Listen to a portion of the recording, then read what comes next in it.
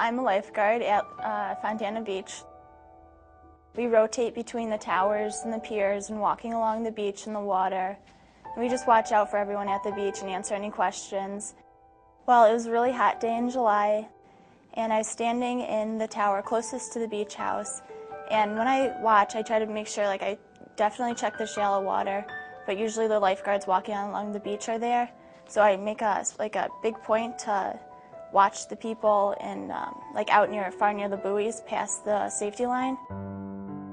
And as I was standing out there watching, I kind of noticed the swimmers farther out from the beach, and then I saw him start struggling, and his wife's arms went up in the air, and I knew that was it, and that he was actually drowning. His arms started going, and his head was barely above water.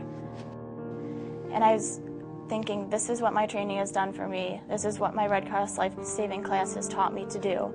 I'm totally prepared to do this. And then I ran as fast as I've ever run and swam out there. Once I got out to him, I didn't hear any yelling. He wasn't trying to wave for help. He was very, very panicky. He was coming up to take a breath, and he'd go right back under. I just got him on my tube and got a control of him, and he kind of just let me grab him after he knew that I was underneath him with the tube and he wasn't going underwater again. It was really far out. It was probably 300 feet from the shoreline, and it's maybe 20 feet deep. So I swam him all the way back, and then once I got to the beach, there were some guys in the water, and they helped me pull him onto the beach. I remember holding him up because he was leaning against my legs, and because he kept wanting to lay down. And I knew that if he did that, then there could be water in his lungs, and it could go further into his lungs and prevent him from breathing. Once I actually pulled him out, I didn't really have a time to step back and say, oh my gosh, I just saved this man, because we still needed to get him in an ambulance and get him to a hospital. The boats came and the ambulance came, and they took him away. He was having an asthma attack in the water. That's what happened, and because he's a strong swimmer, but when you have an asthma attack in the water, you can't do anything. I found out that he spent a few months in the hospital, and after that it really set in, this was really close.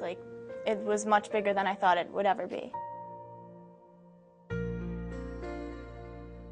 A few months later, he actually called my boss and said, listen, I saw my life flash before my eyes. Once I saw her coming out to me, I knew that she was going to save me. It makes me motivated to go to work every day and think, if I wasn't there, what would have happened?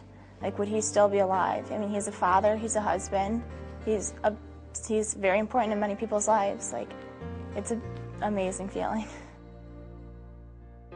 My Red Cross training definitely totally prepared me for what I had to do.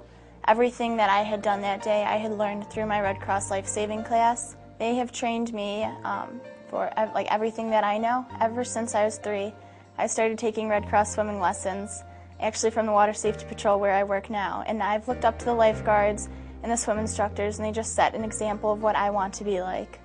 And I think the Red Cross does a really good job of teaching people the safe way to have fun.